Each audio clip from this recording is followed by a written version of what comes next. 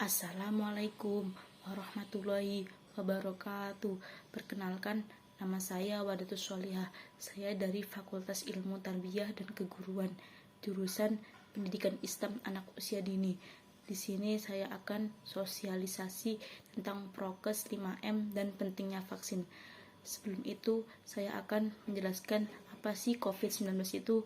COVID-19 adalah penyakit menular yang disebabkan oleh virus SARS coronavirus 2. Sebagian besar orang yang tertular COVID-19 akan mengalami gejala ringan hingga sedang dan akan pulih kembali tanpa penanganan khusus. Namun, sebagian orang akan mengalami sakit parah dan memerlukan bantuan medis. Virus dapat menyebar dari mulut atau hidung. Orang dapat terinfeksi melalui partikel cairan kecil. Ketika orang tersebut batuk, bersin, berbicara, bernyanyi, ataupun bernapas.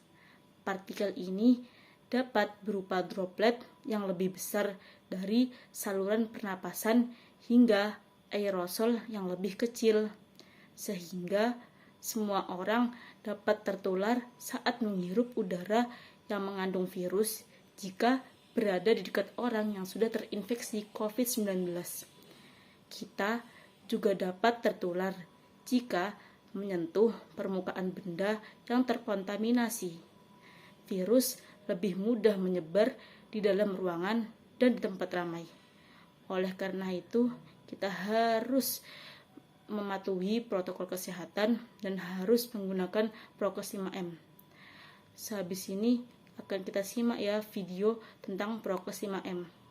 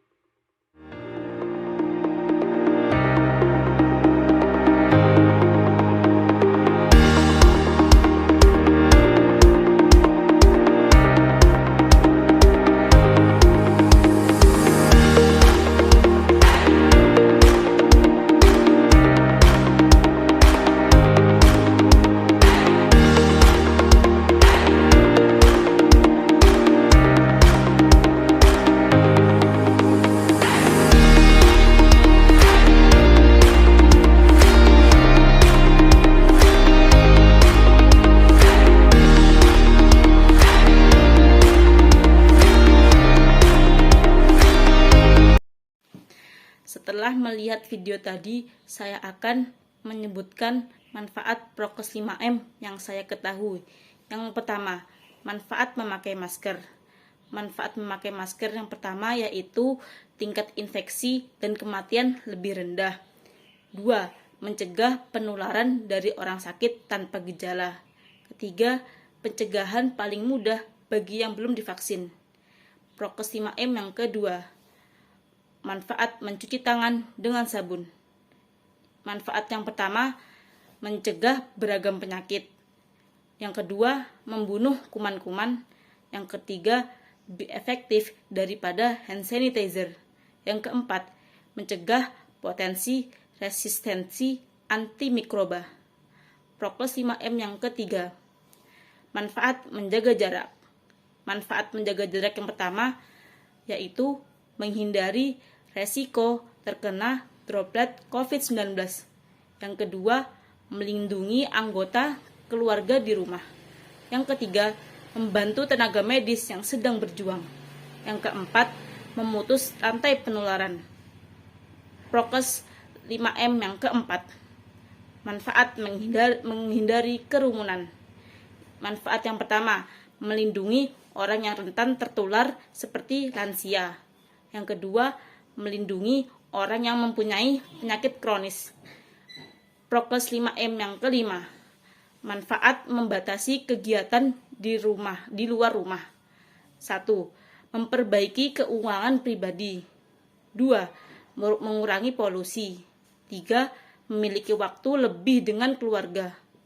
4. Waktu bersantai lebih banyak. Itu saja yang manfaat yang saya ketahui.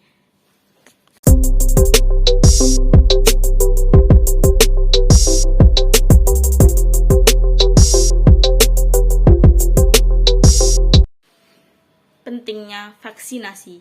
Vaksinasi bertujuan untuk membuat sistem kekebalan tubuh seseorang mampu mengenali dan dengan cepat melawan bakteri atau virus penyebab infeksi.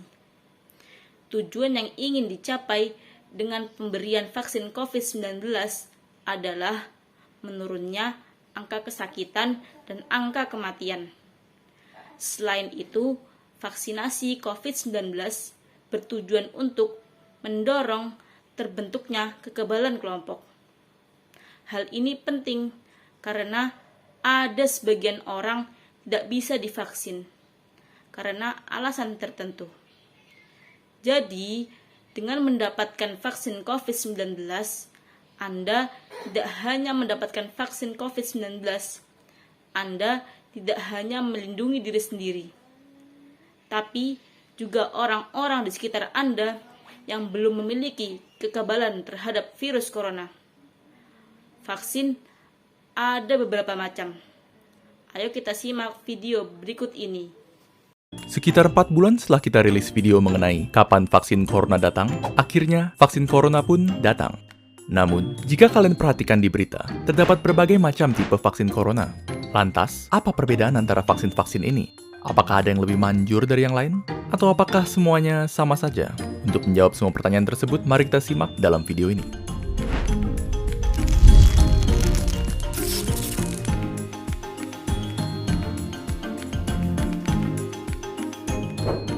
Untuk video ini, kami akan membahas 5 vaksin corona yang berbeda, yaitu vaksin dari Pfizer-BioNTech, Moderna, AstraZeneca Oxford, Sputnik V, dan tentunya yang pertama masuk ke Indonesia, Sinovac. Terdapat sejumlah perbedaan antara vaksin-vaksin corona ini. Perbedaan terbesar di antaranya adalah perbedaan berdasarkan cara kerjanya. Maka, untuk video ini, perbedaan itulah yang akan kita bahas. Namun, sebelum membahas perbedaan cara kerja vaksin, ada baiknya kita memahami terlebih dahulu bagaimana sebenarnya tubuh manusia melawan virus dan menciptakan kekebalan. Ketika virus atau apapun yang bersifat asing memasuki tubuh manusia, sistem imun kita akan menyerangnya. Namun, proses sistem imun menghabisi virus memerlukan waktu yang lama. Karena, untuk mengalahkan infeksi, sistem imun kita harus mencari tahu cara untuk melawannya terlebih dahulu. Sementara proses ini berlanjut, virus akan terus menyebar dan berlipat ganda, dan tubuh yang terinfeksi akan jatuh sakit. Akhirnya, setelah sistem imun tubuh berhasil menghabisi virus, dia akan terus mengingat cara untuk melawannya. Sehingga, jika virus yang sama datang lagi, tubuh kita sudah siap menghadapinya.